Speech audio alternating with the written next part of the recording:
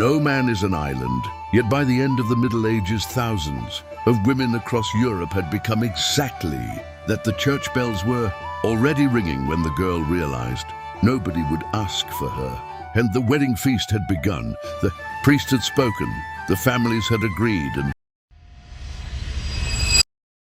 somewhere behind the crowd stood a woman of 25 years old who understood that the village had already chosen another future for her. They called her spinster, some called her old maid, others whispered that God had forgotten her.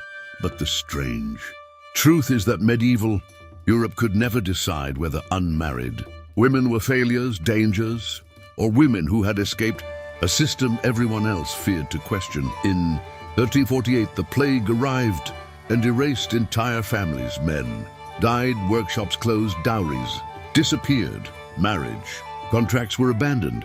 Hundreds of villages suddenly contained women who had never married, not because they had refused, but because there was simply nobody left. Yet church records continued asking the same question: why had these women remained alone? The answers changed depending on who held power. Priests said women belonged inside. Marriage nobles feared broken alliances. Town councils worried about inheritance. Neighbors created darker explanations. Some believed unmarried women carried hidden sins. Some believed they possessed forbidden knowledge. Some simply believed they had waited too long. But another set of records tells a completely different story. In medieval England, many women married later than modern audiences expect. Servants often worked for years before establishing a household. Many women married in their 20s. Some reached 25 before finding economic security. A woman of 25 was not necessarily considered old, but in another village, the same woman could become an object of pity. The contradiction appears immediately. A widow possessed legal identity. A wife possessed protection. None possessed status, but an unmarried woman possessed none of these. She existed outside every category society understood, and that uncertainty frightened people. The greatest danger was never loneliness, it was poverty. Without a husband or family support, many women entered domestic service. They spun wool, brewed ale, sold cloth, worked in markets. The word spinster originally described exactly this occupation. A woman who spun thread for a living, but slowly the occupation became an accusation. The job became the identity. The identity became the insult. And suddenly a woman who earned her own money represented something uncomfortable. She survived without male authority. Yet the story changes again after the Black Death. Labor became valuable. Shortages, increased wages. Women inherited businesses. Some operated taverns, some controlled workshops, some managed property. In certain towns, unmarried women possessed greater freedom than married women. They signed contracts, they hired workers. So why did suspicion continue? Because independence itself became dangerous. A woman who lived alone answered to nobody. She heard secrets. She knew debts. She understood family conflicts. She moved between households. She became difficult to control. Court records increasingly mention older unmarried women involved in disputes over property, money, and reputation, not because they caused conflict, but because they stood outside normal expectations. Then another institution intervened. The church. Marriage became more than a private agreement. It became a moral expectation. The ideal Christian life centered around husband, wife, and children.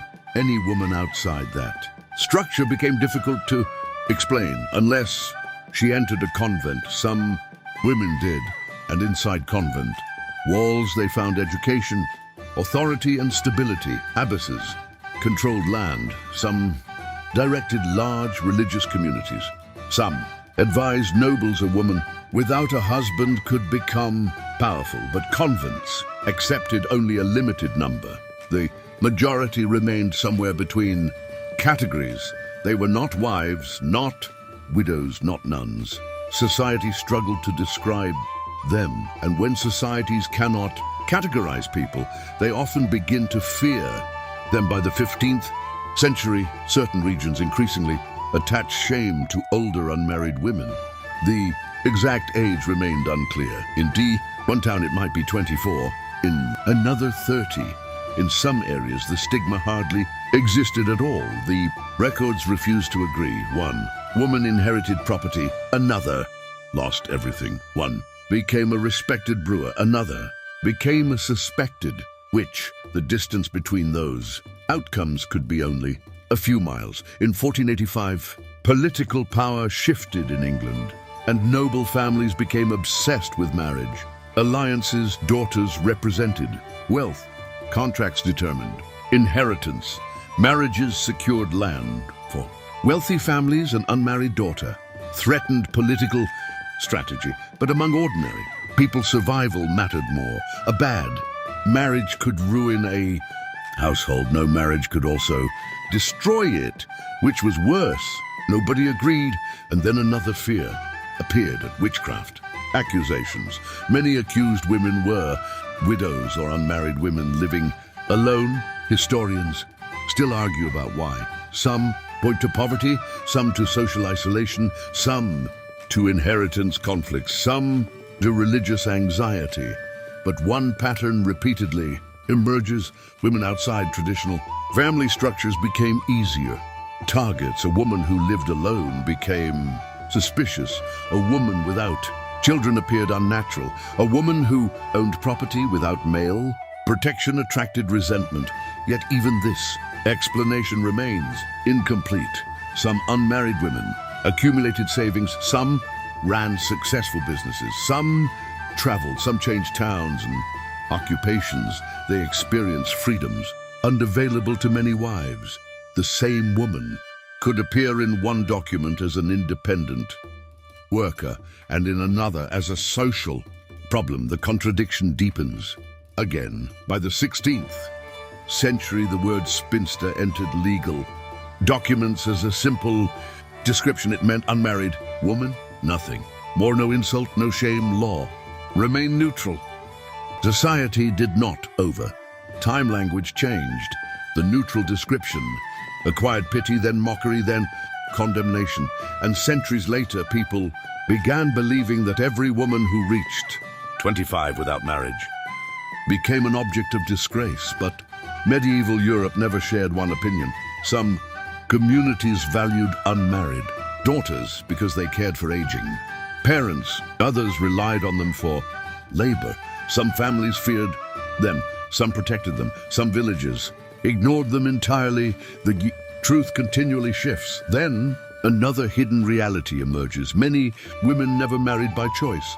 Historians have discovered wills, contracts, and records suggesting that some women deliberately avoided marriage. Married women often lost legal independence. Property, good passed to husbands. Decisions belonged to men. Household duties consumed. Life, remaining unmarried, could preserve control over money and work, but this freedom carried risk. If illness arrived, there was no husband. If poverty came, there was little protection. If age advanced, there were few guarantees. The same independence that offered freedom could later become vulnerability. And so medieval society created stories. Some said older unmarried women were bitter. Some claimed they practiced magic. Some believed God had punished them. But these explanations often concealed a more uncomfortable truth. A woman living outside marriage challenged assumptions that everyone else accepted. If a woman could survive without a husband, then perhaps marriage was not the only possible life.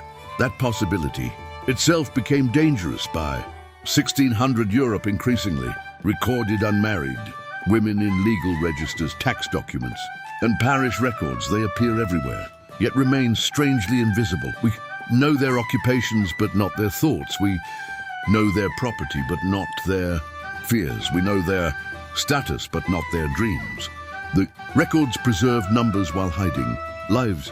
Some historians argue these women were victims. Others see pioneers of female independence. Both interpretations contain truth, and Both leave questions unanswered. The central conflict never truly concerned age. It concerned authority. Who controlled women? Families, churches, husbands, communities, or the women themselves? The church bells continued to ring out new brides, continued walking toward the altar, but somewhere beyond every celebration stood women history could never fully explain. Some were poor, some wealthy, some forgotten, some feared, some envied, some condemned, and centuries later people still repeat the myth that 25 marked the end of a woman's future. The medieval records tell another story. They reveal not one truth, but many competing truths. Some women suffered, some prospered, some disappeared. Entirely history eventually chose a simple narrative. Meet a spinster, unwanted woman, but beneath those words remain thousands of lives that refuse to fit the story. And even now, the question that frightened medieval Europe remains unanswered. What happens when a woman belongs to nobody